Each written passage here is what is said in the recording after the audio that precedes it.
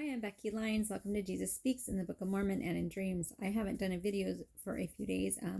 I found out that my sister passed away on Wednesday, and I didn't even know that she was in the hospital, that she had had cancer. I guess she had had cancer for 3 years, but she didn't think it was that bad, and so she asked her son not to tell us. So me and my brother and my other sister didn't even find out till she passed away that she'd had cancer. So anyway, I'm glad at least that she's not in pain anymore and that she's with her husband, but I'm also really sad that I didn't get to say goodbye to her. But anyway, she'll be resurrected in the millennium, and I'll get to see her again and say hi instead of bye, right? All right, so let's read chapter 10. King Laman dies. His people are wild and ferocious and believe in false traditions. Zeniff and his people prevail against them. And it came to pass that we again began to establish the kingdom, and we again began to possess the land in peace. And I caused that there should be weapons of war made of every kind, that thereby I might have weapons for my people against the time that the Lamanites should come. And I set guards round about the land, that the Lamanites might not come upon us again unawares and destroy us. And thus I did guard my people and my flocks, and keep them from falling into the hands of our enemies. And it came to pass that we did inherit the land of our fathers for many, many years, yea, for the space of 22 years.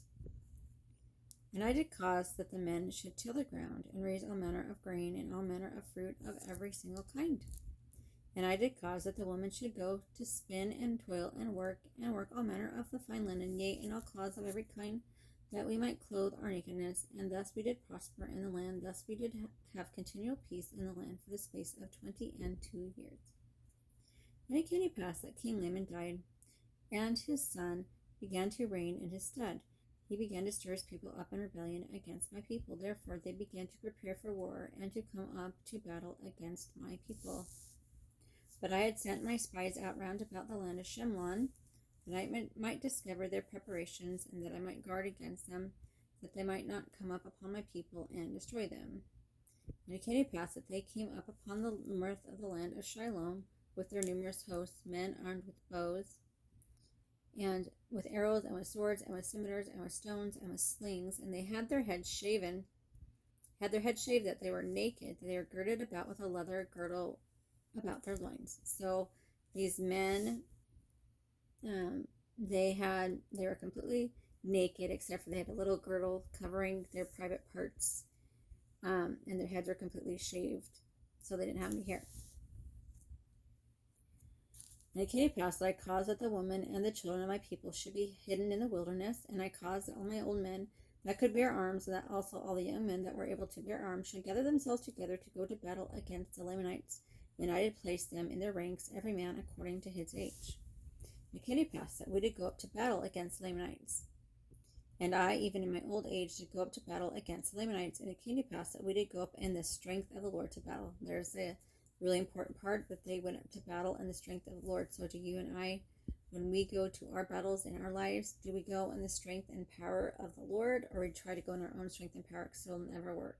We might, for a little time, feel like we're succeeding, but we'll never succeed for very long without the Lord. Using the Lord's strength and power, we'll always fail with our own power, but we'll always succeed with the Lord's power. So once again, they did go up in strength of the Lord to battle.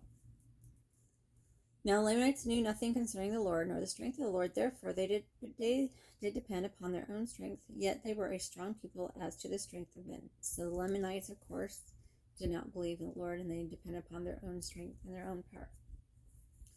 They were a wild and a ferocious and a bloodthirsty people, believing in the traditions of their fathers, which is this, believing that they were driven out of the land of Jerusalem because of the iniquities of their fathers, and that they were wronged in the wilderness by their brethren, and they were also wronged while crossing the sea. So right here, they are believing total lies, right?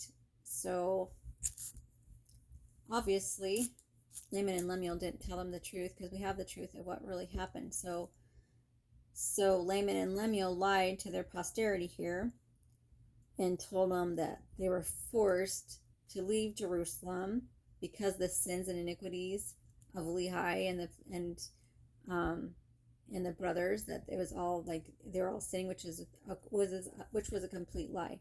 The whole reason that Lehi told everyone to repent was because God told him that Jerusalem was going to be destroyed, and that his family and he would all be destroyed.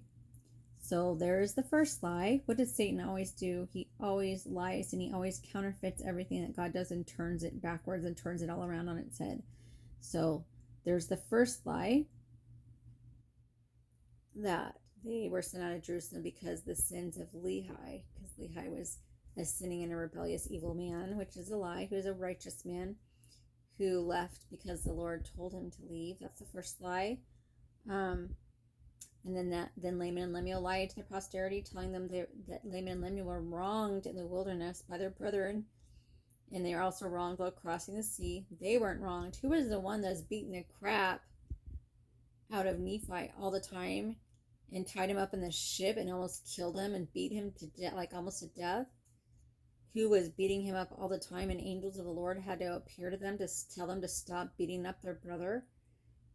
Like this, they completely lied and turned the story all around. Laman and Lemuel, and what they told their and they and all their posterity believed Laman and Lemuel's lies.